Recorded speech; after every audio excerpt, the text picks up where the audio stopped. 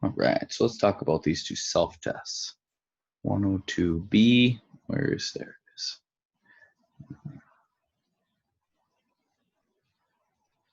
There we are. Take a look at this one.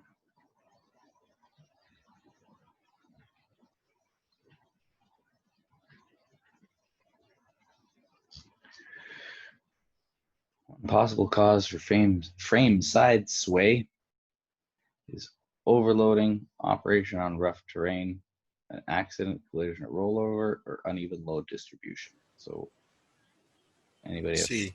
it is C. An accident, collision, or rollover will cause side sway. So overloading, operation on rough terrain, and uneven load distribution can all cause a what?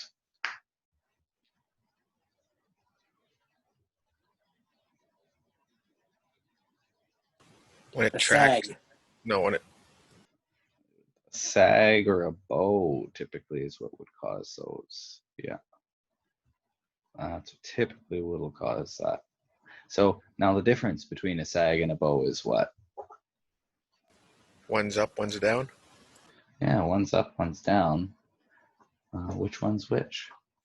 So Eggs down, bows up. but what goes up and what goes down? Sag goes down, bow goes up. So you say that because these ends here are down, that's a sag. So this one's a sag. No, that's a bow. Oh, that's a bow. Okay. So Center sags. the middle. The affected area of the frame. Yes. Okay. Yes. Okay. Perfect. Just, like this is how sometimes someone's brain might think that. Well, it's sagging down. The ends of this are sagging down. So that's a sag. That's a sag. When in fact, you're absolutely correct that this one is not a sag. This one is a bow. So up in the middle is a bow, and down in the middle is a sag. And obviously these are very exaggerated when I'm showing here too. So yeah, so that's the difference between them. What can cause corrosion? Everything. All of these can, okay?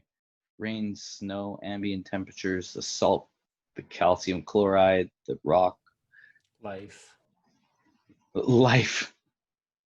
I'm sorry to whoever said that. I'm sorry that life causes you corrosion. Cargo materials, like I said, depending on the caustic, acidic, or basic materials, or even some different types of biological hazards, they can do that.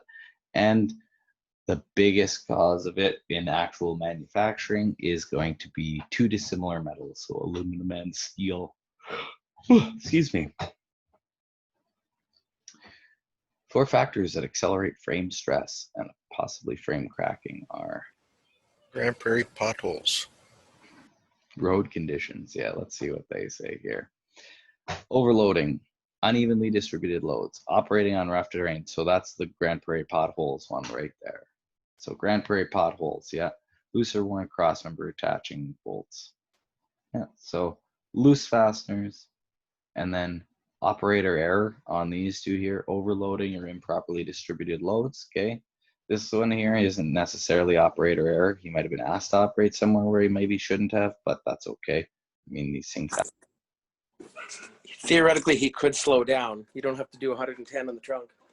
Yeah, you're absolutely right. Yeah, there is a way that most likely you could operate on rough terrain and still be okay, right? You're absolutely right. So sometimes operating a piece of equipment all right to the hilt all the time is a bit too much for it, even if it's designed to operate in that rough terrain. Improper frame alignment can be a source of tracking and alignment problems. True. Absolutely true. When marking a frame rail, you should use... Chalk. Yeah, why though? You don't want to damage Because the frame rail. It wipes off. Yes, it wipes off. You don't want to damage the frame rail. You don't want to actually scratch the frame rail, which is the same reason why you shouldn't use lock washers on a frame rail, just flat washers.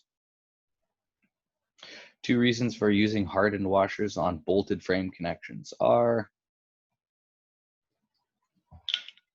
So the head of the bolt doesn't mush itself into the steel of the frame. yep, same reason why we don't want to use a lock washer. And the next reason, Spread the load around. I'm sorry, Helps distribute the load.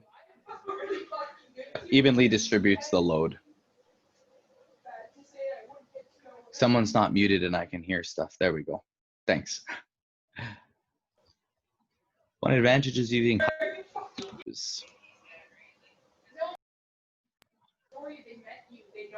so what do those huck fasteners give us an advantage of? They get super tight.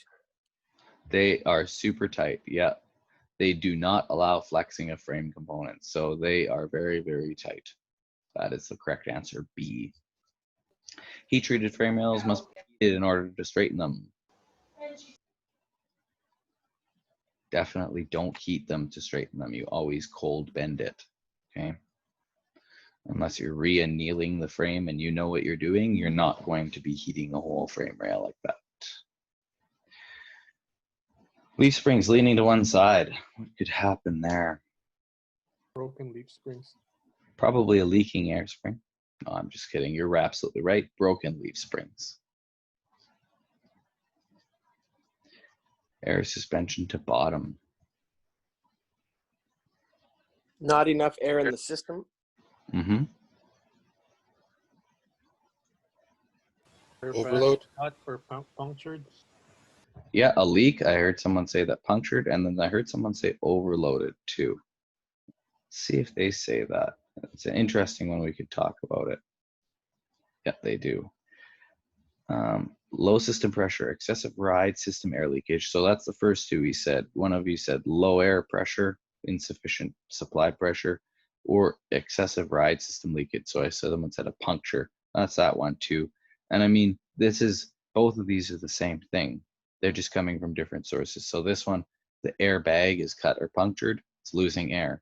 This one, you have leakage in all of the little fittings, it's losing too much air, it can't adjust for it. So maladjusted ride height control valve and faulty ride height control or dump valve are the other 2 they're saying. Basically the same thing, but not necessarily the same thing. One's not adjusted and one's broken. Yeah, pretty much these 2 are the same. It's from the same component, different cause, right? One you did incorrectly, the other one it broke or it somehow got damaged. So that overloading one is interesting now. You would really, really, really, really have to overload an airbag unit in order. And I think it would probably blow up before it touched. Or wreck something else. Bend it. I think so. And I honestly don't think you could put enough weight on it to overload it. The bags would eventually just blow up. And then it would bottom out and it would be, cut or punctured, whatever. I've never thought about actually looking into how much weight they can carry. So for those of you who did operate trucks, did you have a tractor where you could tell the weight, or a trailer where you could tell the weight of your cargo by the pressure in your bags? Lots of guys do it at our place. They have like a spot on their gauge, and they just that's where they go to, and they know when you're empty. There's probably about 13 psi in a tractor and deck trailer.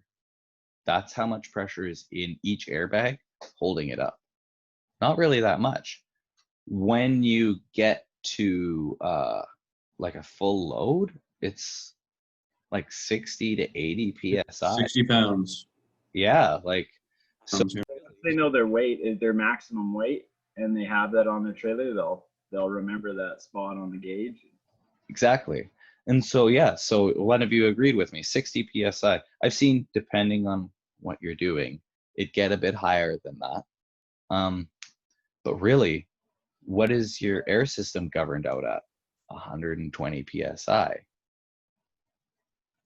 So like, if you're saying we're fully loaded at 60, you'd have to not only overload, but go more than double potentially in order to get to the 120 psi. And that's just to get beyond the air system. That's how much pressure the air system could make to lift it up. Would the bags explode by that point? Well, I bet that they're designed to hold 120 psi. So they probably wouldn't explode then. But think of it, if you have to put triple the load on a unit, I mean, a lot of times when you're overloading, it's Things are gonna break. little. Oh yeah, hey, if you want to, you can. Don't get me wrong. I'm sure you can if you want to. But You're gonna damage other suspension components, especially on lighter weight trailers. Like if it was a van trailer or something like that, you'd bend those arms that hold the airbags. They'd bend them and wreck them. yeah, I'd imagine that the air system and the airbags are more than enough to hold it all up, and something else would wreck. So that's why that overloading, they talk about it causing other different types of damage, not necessarily damaging the air system or bottoming it out, which is what this question was, right? What would cause the system to bottom out? So yeah, I don't think you could bottom air out with overloading it. Where did we go? Heat treated air bottom out. State the procedure checking shock absorber. So this one I'll just talk about. They said to pull off the bottom out and draw it out and in 5 times. Which one should be more difficult is the important takeaway. Pulling it down. Yes, pulling down should be 5 times more difficult, they say, than to compress it. So this one I talked about, what is the answer that you'll answer on a test, is not that one that I highlighted, is this one. It is acceptable. You will say false, because that is what they want you to say. We will know that in practical life, can you? Absolutely. Does it happen? Every day, all the time. So by people who are properly trained and have the proper equipment. That's who is doing that, okay? Should we use something to go between components that, aluminum components that contact other metals? Duct tape. Good. Duct tape, it works. Yeah, it works. Why? Why do we need to do it? Prevent corrosion reactions. Yeah, it's just for that corrosion. Yeah. That's what I did when I put those aluminum cross members in, is I put duct tape on the metal gussets. Absolutely. And there is nothing wrong with that, right? It works. The manufacturer says so. So there's a very expensive warranty fix. They put a lot of money into it, so that works. Thrust from a properly aligned drive axle will act. What's the word I'm looking for? I could Parallel. Yes. Now 2 more words. Parallel, or I guess 3 more words. Parallel to the frame. That's what I want it to be. The thrust from a properly aligned drive axle will be parallel to the frame. That's where I want it to be. Equalizer beam end bushing clearance can be checked by a bottle jack. You can use a bottle jack to lift the load off of the beam bushing to see if there's any play. And the best way to remove equalizer beam end and center bushings is to always use the appropriate presses and tools, appropriate presses and pullers. So the appropriate tools.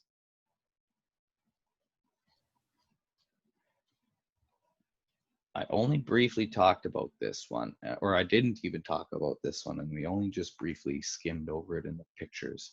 But what is the difference?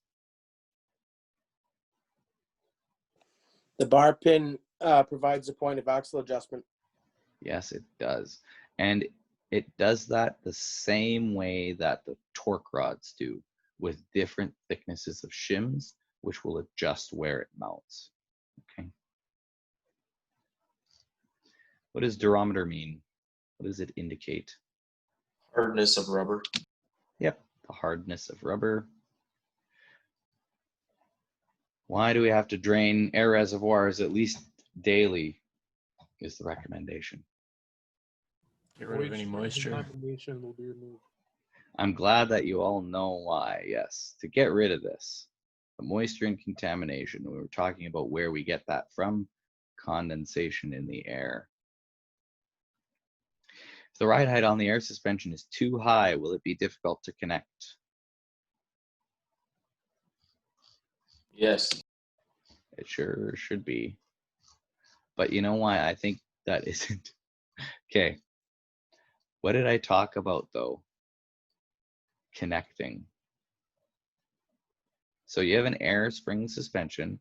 What should you do when you're about to connect? Drop your air. Drop your air. So wherever your ride height is adjusted to, will that cause problems with your tractor? Shouldn't, no. If the trailer is too high, maybe, but typically they're long enough that that shouldn't affect it too bad. So, Depends on the truck. sorry? It would depend on the truck. If you're not hauling the same trailer and the next truck comes to get it, could be totally different. Yeah, then what do you do? Well, that's what dolly legs are for, right? I mean, so this question's a little weird, but I'm glad you answered it correctly. Like, yeah, they're just the point they're getting at. If things are misadjusted, can it cause problems? Yes, yes, it can. When you remove a load from a vehicle with air springs, the ride height control valve will do what? So we had a loaded trailer and we just pushed all of the wood off of it. And so what's going to happen? We're gonna exhaust the air. It will exhaust the air. Why was it going to exhaust the air? Pressure off the bags. Yeah, to drop the bags, because now I needed 60 psi to hold the bags this high. When I take that force off of there, well, boy, that trailer is a lot lighter now, and poof, they go all the way up. So now I need to bring that ride height back down, so it needs to drop that air back to the 13, 16 psi that it is for an unloaded vehicle. Adjusting the ride height on an air spring suspension that is equipped with adjustable valve mounting is accomplished by making a linkage adjustment. It's the adjustable valve. It doesn't have the linkage adjustment. Exactly. Yeah. You're supposed to adjust it, by rotating the valve on its mount. Now, can you put an adjustable link on it? Yeah, you sure can. So if it won't adjust to where you need it to go for whatever reason, you can get an adjustable link for them. They're fairly universal. Oh, I thought that's how you adjusted all of them. I didn't know you take the valve off and turn it. I always just, ours have linkages, the holes, they pop it out and put it longer or shorter or whatever. It's only a very there's just a small number of them that are like that. Specifically Peterbilt's, I'm pretty sure, are still like that. And Oh, sorry, I was thinking trailers, the leveling valve on a trailer. yeah, gotcha. And I mean, there might even be a trailer that has that out there, just probably not very common. Just be aware that it is out there. But yet again, you can adjust that by adjusting the linkage too. You can change the length of the linkage and it'll do the same thing. So they just want it easy. That question's true or false? This question, adjusting the ride height, this one is actually, it's false. So they're asking you, do you adjust it by changing the linkage? No, you adjust it by rotating the valve.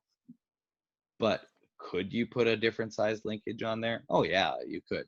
It's just, why would you if you don't need to? The idea behind designing this was to make it easy and quick. Oh, I wanted to change the ride height on this tractor. Well, I just rotate this a little bit and it changes the ride height. Oh, I see. Take the rod off, measure shorter, cut, put it on, right? Rather than all that, it's just rotate it. That was the idea behind it. Oh yeah, ours have like holes, like adjustment holes. There are two rods and two pins hold them together. Yeah, and so you can change the length of the rod, right? Just like that. Yeah, because it doesn't have you can't really it only mounts on one way. No, yeah, and most of them will be like what you're talking about. There's just a small number of them that are like that, with adjustable mounts. Can you still see my 102C now? And the self-test here? Yep. Yeah. Perfect, okay. Yep. Good. Your enthusiasm is appreciated. So let's talk about some bearings and seals now. All bearings are designed to provide support to moving parts, keep parts in alignment, increase friction, and provide a replaceable wear surface. Ball. False. False. Decrease friction. Yeah, they're supposed to decrease friction, not increase friction. That would be bad if they did that. So yeah, very good. False. So axial loads may be offset by plain roller bearings, straight splines, helical splines, needle bearings. C. C, helical splines. Yes, they can. Now, it's interesting that they've talked about this because a lot of you might not understand what they meant by that, even if you read this book. Yeah, I just know because I read the back. I had no idea what the answer was. Okay, don't worry, we will talk about helical splines in this section 102. It's in the landing gear book. I'll talk about that a bit too. It has to do with the direction forces. I'll draw a quick picture here, even right now, so we can start talking about it. So It was mentioned already.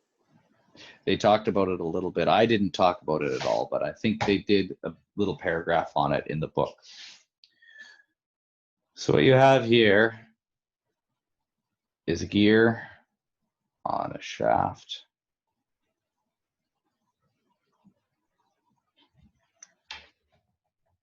And I'm just going to wait. I'll talk about this a bit later. So axial loads may be offset by helical splines. If you don't know what that means just yet, or you didn't understand it in the book, don't worry, we'll talk about it a bit. Crush. Crush is that when we're talking about those very specific bearings, what is that?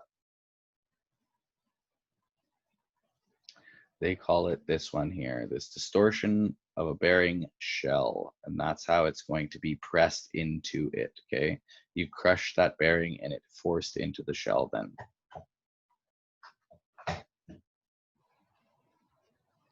What answer does not describe an anti-friction bearing?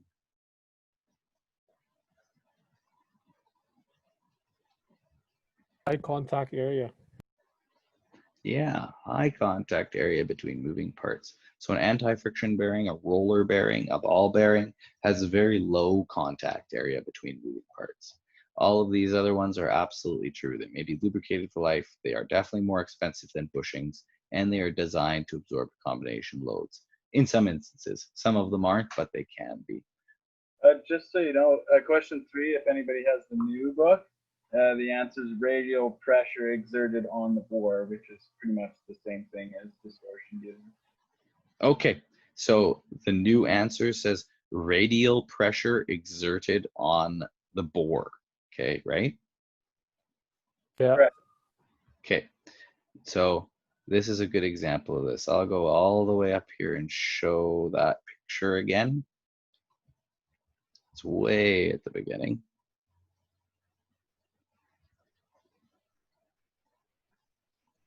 Too far. The bearing crush. You see how they say radial pressure exerted on the bore. The same thing. It's going to be that distortion. That's how they get that. You crush these down and it exerts that radial pressure. So thanks very much for telling me about the new answer or new question in the book. So, okay. So if you can remember this picture, this is radial force.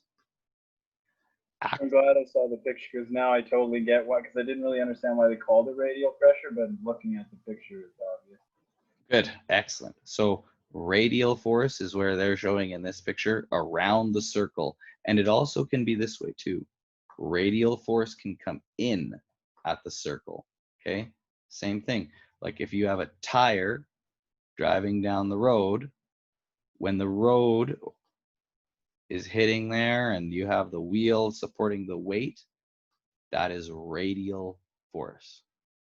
The axial force is going to be the one that's coming straight at you when you're looking right at this picture, or going straight away from you. And it goes down the axis or the axle of the wheel. Does that make sense? Help clear that up a little bit? Oh yeah, that's super Okay. great. Good. Uh-oh.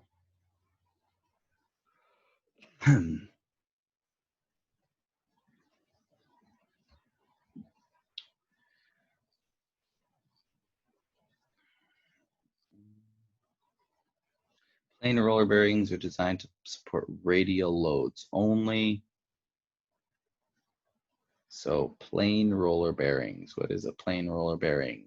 They look like barrels. Those are the ones that just look like barrels. So are they designed to support radial loads only? Yep. Yes, I would say true. That is the easiest for them, and they're much less expensive to manufacture than needle bearings. Limited space. Yeah, limited space. So I talked about that they are tapered. We don't term them as taper roller bearings. We call them needles. Typically, they're not designed to absorb combination loads, so one or the other. And this is not necessarily true at all, but this is where it is, where there's tight spaces, okay? Limited space, you'll use needle bearings. Best term to describe a static seal. So static means staying still. They seal between non-moving parts. Can you replace an O-ring with silicone if needed? False. False, yeah. Now, have I seen things like this done? I'm sure you have, and I have as well. So, but we're doing it just to get to the proper place so we can do a proper, more permanent repair, hopefully. Best describes gaskets. E. Yeah, I think D is the one that best describes them. Metal gaskets can usually withstand higher pressures and temperatures.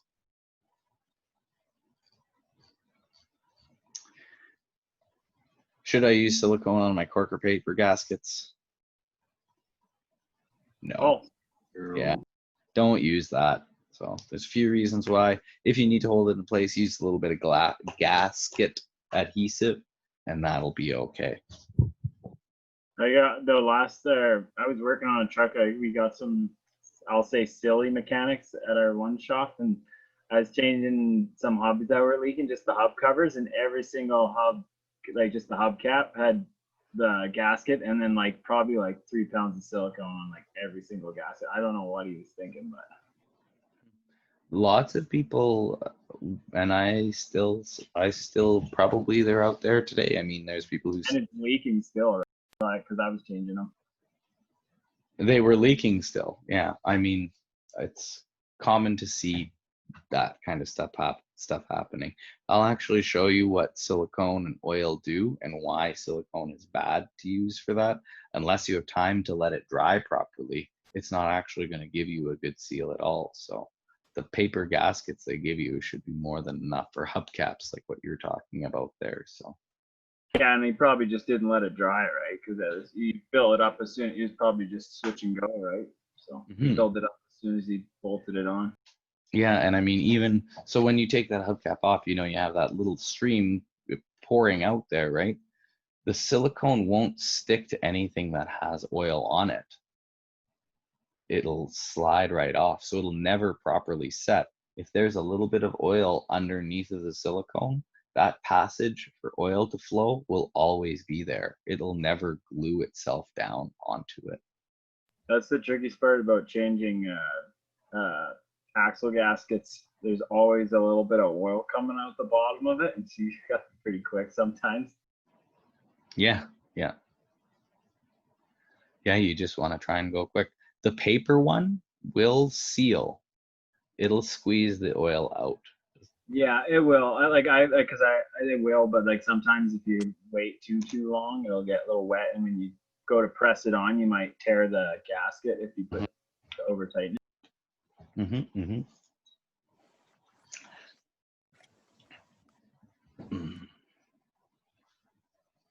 So, little or no wear on the moving shaft with the face seal. Essentially, you're putting the moving components are on the seal. Okay.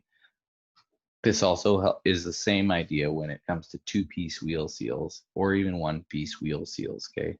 The sealing surface is inside the bore and on the shaft, but the rotation happens in the seal itself. Okay. Rather than the lip riding right on the shaft as it's rotating or whatever the case may be. So best answer as it relates to preload. B.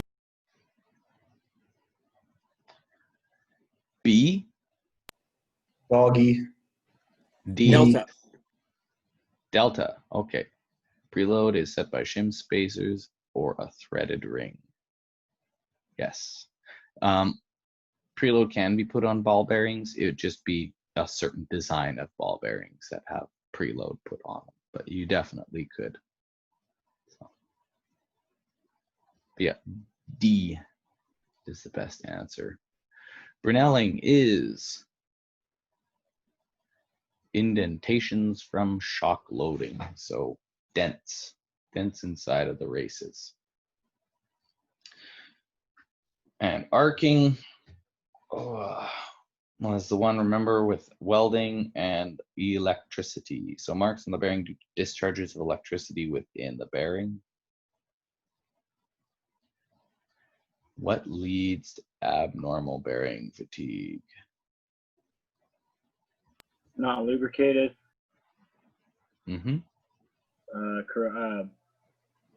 Contamination. Yeah. Ran too hot. Shock load. Too hot, too fast, too high of weights. So too much speed will end up causing high heats. High heats will cause the fatigue. High loads cause too much heat, fatigue, contamination. Yeah. Bad quality.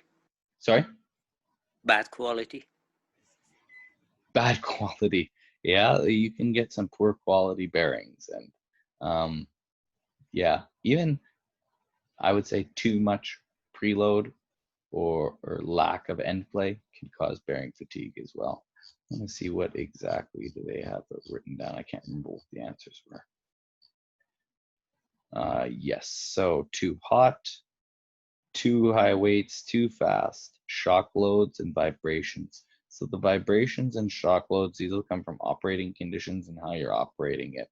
Yet again, remember, just like when you're shock loading a chain, shock loading is hitting a really big curb really fast, dropping a piece of equipment on something, suddenly stopping. So like a high rate of deceleration can be a shock load as well. So any one of those. Bearing failure is most often attributed to, it was once something I have highlighted and I breezed over it a little bit, but the most, and this is from, for instance, Eaton would say this about its bearings in its transmission. D. D, is this what it says? Contamination from external sources. Over tightening.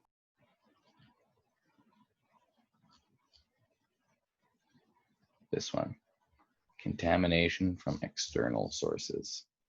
I would agree. The next biggest one is that one. Contamination is ingested on assembly. So that's when we're putting it together. Contamination is the biggest killer of bearings because it's the most common thing that happens, getting dirt inside of whatever it may be. And that's for our industry largely because of the conditions we are where we're repairing these things, conditions where they operate, how they're operating, right? That is the biggest one. Will all of these cause bearing failures? Yes, absolutely. They will all cause bearing failures. Just most often what happens is we eat some crap from somewhere and that's what makes the bearing puke. When removing a bearing from a shaft using a non-destructive method, we should support as close to the shaft as possible. Okay, so we want to make sure that we're pulling on the portion that is pressed on.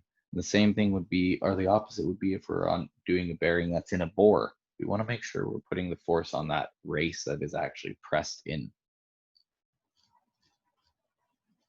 Pretty much the friction portion. Yep, exactly. Whatever the interference is there.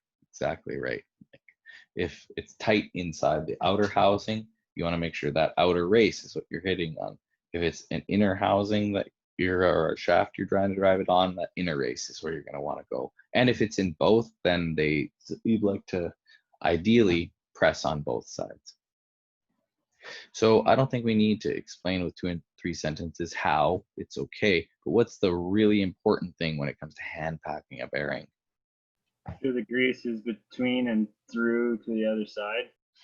Yes, make sure it's through and between each roller, all the rollers, okay? When heating a bearing, and this is the idea of installing it, we're installing a bearing now. What should we not use? Flame. Flame, open flame, because it will be too concentrated. Too concentrated in one spot, much too fast, all right? And also, doesn't it leave like a burn, like it probably leave contaminants, doesn't it? Sorry? Would it contaminate it too? Like, because I mean, like flame, like you hold up a lighter to something and you can see the black or the smoke come off. Yeah, it would cause that soot build up in there as well, which you'd want to clean off. It wouldn't be good. It's not necessarily good. If you put a torch to a bearing, chances are you're not thinking you're going to be using it again. Yeah.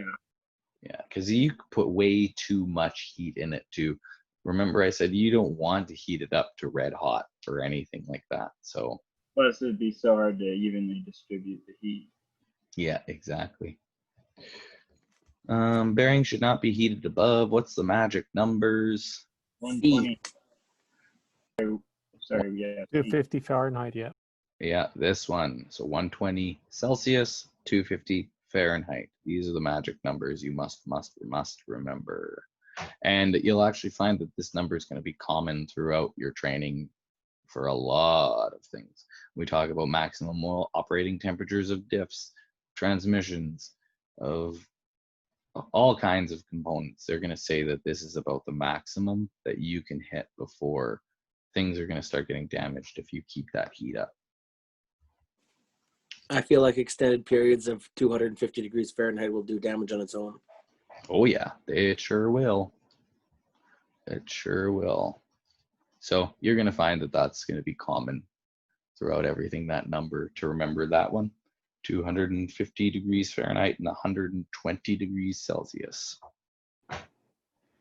Any oil runs about 220 all day. Yep. I'd imagine so, yeah. So, what do I think?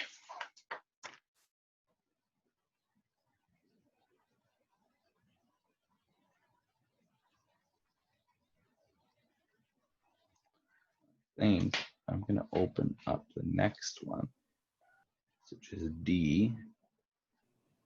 Is there going to be quizzes on any of this? if you do, you're gonna know about it, and it won't be till next week on Monday.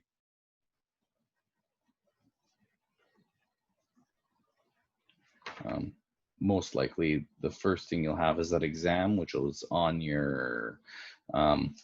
So I can talk about this a little bit too, because this is often something that I wonder what people want. So I can give you one test on everything, on this whole section, all 7 ILMs.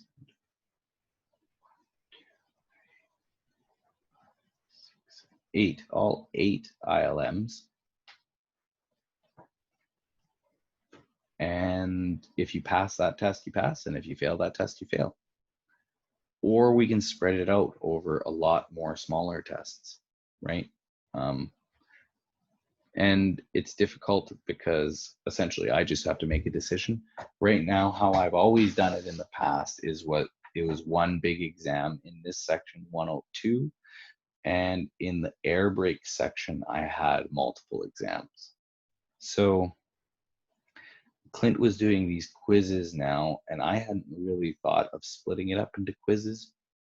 I think, like, I liked how it worked with mine, just having the one portion exam for 101. And I think for 102, I'm just going to keep it one test again. And then even people, like, it's interesting when it comes to tests as well. You'll think, well, I would like, I give you a test with 100 questions. Everyone says, oh my goodness, like 100 questions. Well, there's only so many ways I can ask the same thing. And eventually you're going to find that you know the answers to a large portion of the questions. And then to get that 70%, you can get 30 questions wrong. If I give you a question or a test, here's your final exam, and only has 10 questions in it, well, you can only get 3 wrong. Do you see how it's sort of a double-edged sword there? And you better believe if it was going to be a 10-question final exam, I'm going to make them really difficult. So there's a couple different takeaways there. I don't think I'm going to do a quiz, and it's probably not going to be for this section 102. If anything, once we get to the air brakes, I might do some more quizzes then, because there's a lot of more material there. The ramp. Is the test going to actually have 100 questions? No. Okay, good. Air brake one will. Okay. My test will have, like, the final air brake test will most likely be over 100 questions. I'll tell you. I'll always tell you how many questions there are, and before we do them.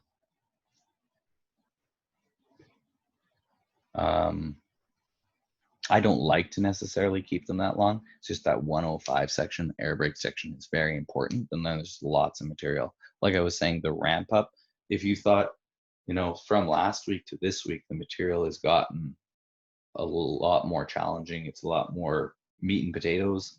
It gets heavier. It keeps getting like this. It goes pretty much up the whole way, and then we're done. So it gets, it definitely keeps ramping up and increasing. Nuki do? Sorry? Okie doke. Oh, you just said okie doke. Okay. So when were you going to send us that new schedule? I'm just trying. Sorry, and I saw Fernando, your message there too. A few other people were messaging about the new schedule. I'm just got to finalize it with Clint, and I'll send it out tonight for sure. Something excuse me, came up that Water cooler chat? we had to exchange it. What's in the water cooler chat? I was going to say the schedule. Oh, yeah, did Clint post a new one already? I was gonna say there was something posted there, a new schedule. Oh, perfect. Okay, so if you check in Clint's course in the water cooler chat, then he might have posted that already. Yeah. So take a look there. If not, I'll post it in my course as well tonight, a little later on. I'm going to get those videos from yesterday and today up as well. I'll get those because we were having some internet problems today. So I think what we'll do is I'm not going to start this book. So we're going to go over this book, D and E, tomorrow. Yes, that's what we'll do. Yep.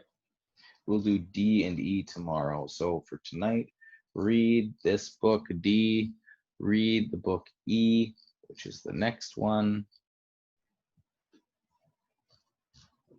Okay, so for tonight, read over wheels, tires, and hubs.